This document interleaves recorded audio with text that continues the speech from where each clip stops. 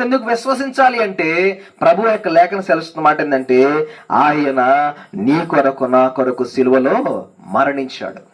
హల్లెలూయా. ఆయన దేవుడిగా ఉండి మానవుడిగా ఈ లోకంలో అవతరించినాడు. ఎలా అవతరించినాడంటే దేవుడు ముందుగానే తన ప్రవక్తల ద్వారా ప్రవచించి ఒక వివాహము కానటువంటి ప్రదానం చేయబడిన ఒక స్త్రీ గర్భములో పరిశుద్ధాత్మ అభిషేకం వల్ల పరిశుద్ధుడిగా ఆయన పుట్టాడండి. హల్లెలూయా.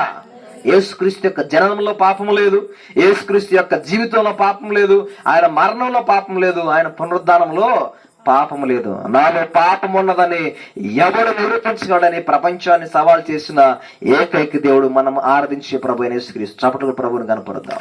హల్లెలూయా. కాబట్టి ఆయన మన కోసం ఏం చేశాడంటే అందరికి ప్రభు ఎందుకు అయ్యాడంటే మనందరి కోసం తన ప్రాణాన్ని ఆయన పణంగా పెట్టాడు, సిలువలో మరణించాడు.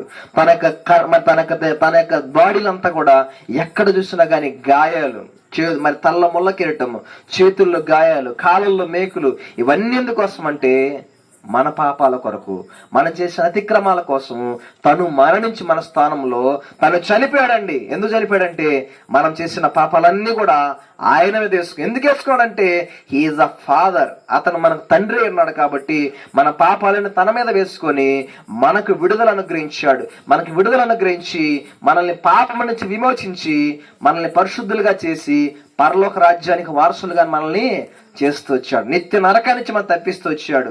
కాబట్టి యేసుక్రీస్తు ఎందుకు నమ్ముకోవాలంటే మనకు సహాయం చేస్తాడు, నిజమే, మేలు చేస్తాడు, నిజమే. కానీ ప్రభు అయిన యేసుక్రీస్తుని ఎందుకు నమ్ముకోవాలంటే నువ్వు మరణించినా సరే జీవించేవాడిగా ఉండాలంటే ప్రభువు నమ్మాలి. చప్పట్లు కూడా ప్రభువు నమ్ముకుందాం. హల్లెలూయా.